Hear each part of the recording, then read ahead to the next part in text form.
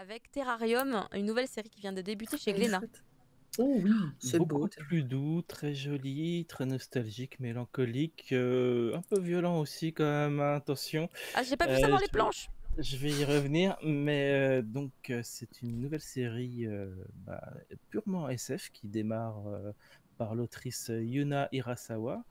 Oui, chez Glénat, c'est un seinen avec de très belles pages couleurs vraiment magnifiques qui posent une ambiance bucolique, mais qui ne l'est pas car on est dans une archéologie, c'est une grande structure, énorme Mmh. structure euh, pour créer une sorte d'humanité autonome. Et, euh, et malheureusement, on est plusieurs centaines d'années après une grande guerre qui a tout ravagé et l'humanité est sur le déclin. La grosse partie de l'archéologie ne fonctionne plus et pour faire survivre le peu d'humanité qui reste, nous avons des technologues d'investigation. Les technologues d'investigation qui parcourent l'archéologie pour retrouver de la technologie, retrouver des traces de technologie passée, de l'énergie, enfin des choses qui vont pouvoir aider l'humanité à survivre. Et le personnage principal, c'est Chico, c'est cette fille qui est technologue d'investigation, et son frère, c'est le robot, qui est Pino. Ah. Donc on est vraiment dans un monde futuriste où, comme il s'est répété plusieurs fois, la frontière entre les robots et l'humanité n'existe quasiment plus en fait. Les technologues, c'est des médecins pour les robots, c'est des techniciens et des médecins en fait. Euh, et euh, ils ont un objectif apparemment. C'est assez flou. Ils doivent reconstruire une clé. Et pour ça, ils doivent trouver des noyaux. Et les noyaux, on les trouve dans les robots qui sont encore en état de Ah. fonctionner, qui peuvent croiser. Et il faut leur prendre. Et leur prendre leurs noyaux, ça veut dire les détruire en fait.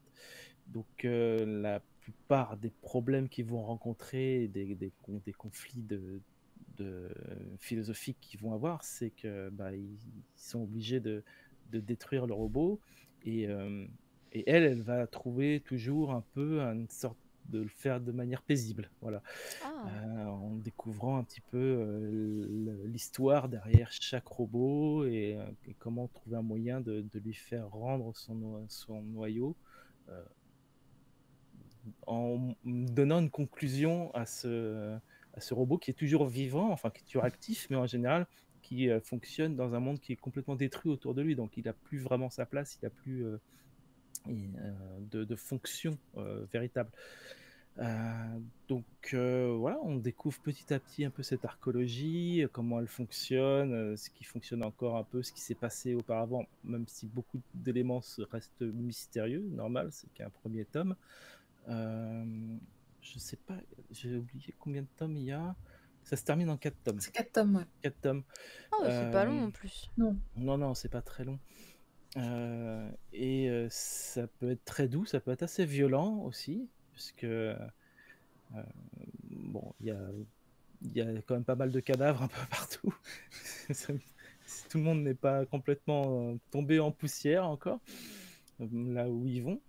Et, euh, et il y a une excellente philosophie. Par exemple, on a vu que elle cherche à perpétuer la mémoire de ses robots. Et son frère, lui, est un peu plus direct, genre il voudrait bien rentrer, tu vois, Ah. parce que c'est quand même dangereux, et genre, mais tu pourras le détruire et prendre son noyau, par exemple. Et elle dit, non, humainement, moi, je peux pas faire ça. Et lui, il répond, le détruire et prendre son noyau, c'est plutôt, à mon avis, ce qu'un humain aurait fait, en fait. Et donc là, le truc, avec ce dialogue, ça me l'a totalement vendu pour la suite, parce que c'est vraiment en fait, cette vision de l'humanité un peu misanthrope que j'ai, c'est que voilà, c'est ça un humain, il faut arrêter de se leurrer, genre on a des principes, la plupart détruiraient ou pour s'approprier ce dont ils ont besoin, quoi. Donc, il y a d'autres réflexions qui sont super intéressantes aussi dans ce premier tome. Genre, à toutes les époques, il y a toujours eu des gens mauvais, des gens bons. C'est pas des réflexions comme combien de temps il faut encore pour l'humanité avant qu'elle soit bonne. Et moi, je l'ai vu dans un titre d'Akata, je crois, qui est d'ailleurs Nos temps contraires. Oui, j'allais dire, Je un temps crois contraire. Ouais. dans Nos temps contraires, je crois que j'ai entendu ça. Et là, il y a la réponse, c'est ça n'arrivera jamais toutes les époques. Il y a des mauvais, il y a des bons. Donc c'est Faut vraiment faire intéressant communiquer les comment. mangas entre eux. Mais oui, Lui, c'est il a la C'est intéressant. ça. réponse si tu veux. C'est intéressant comment ces Pardon. histoires se répondent. Et bon, c'est très beau. Il y a aussi beaucoup d'humour. En fait, le rapport entre les deux personnages est très basé sur les vannes, les répliques. Enfin, c'est très gaguesque en fait dans leur relation. Donc ça met aussi beaucoup de légèreté, au moins dans ces passages-là. Un peu comme il y a une petite vibe à la de Last Tour, Girls Last Tour, voilà. Girls Last Tour, ouais. Oui, Ah. beaucoup. Et maintenant Shomake. Mais c'est quand même moins mélancolique et moins tranche de vie que Girls Last Tour. Et voilà, on va voir Il y comment a pas ça mal se de termine. pages couleurs, hein, je vois, parce que dans le chat on en Au parle. début, oui. Au début, Et oui. oui, au début, mais car du coup, évidemment, j'ai pas eu toutes les pages couleurs pour les mettre. Mais Et du le coup, je reste vois qu'il y en a est encore très joli, hein. plus. Le reste est absolument magnifique, hein. Mais il y en a Ah oui, ça, beaucoup, je elles l'ai sont déjà. très belles. Les couleurs sont très bien utilisées, c'est très pastel, c'est très coloré. Oui, au niveau de l'utilisation des couleurs, il y a vraiment un style très particulier, le fameux style qui est un peu tapé dans l'œil des libraires qui sont l'histoire des libraires qui sont allés faire des repérages et qui ont vu ce titre et qui l'ont voulu. Voilà, donc Nous, on veut ça. on espère que les autres titres de Yuna et Urasawa pourront arriver en France à Il y a la de la suite. belle double Ça serait page. bien.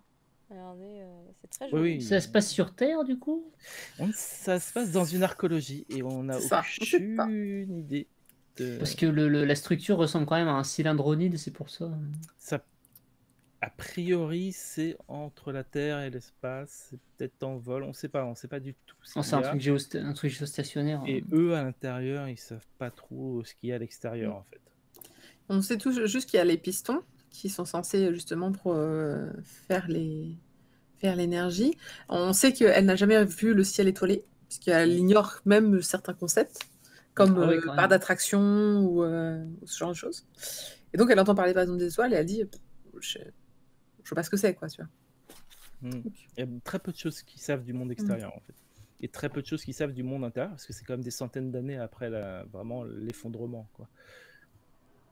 Donc on ne sait pas trop exactement où ça va nous mener. On sait pas il n'y a vraiment pas de vision de comment ça pourrait se finir pour le moment. Ouais.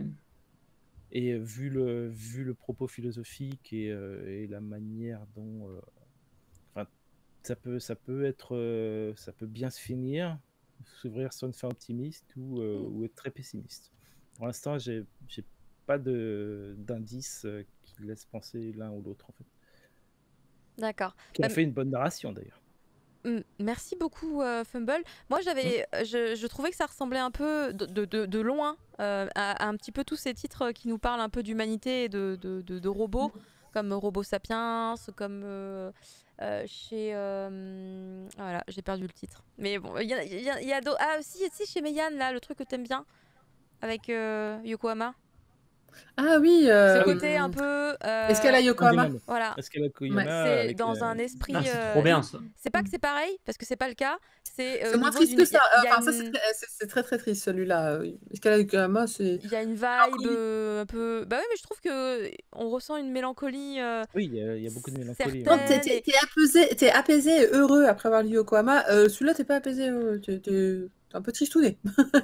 J'ai pas lu Yokohama.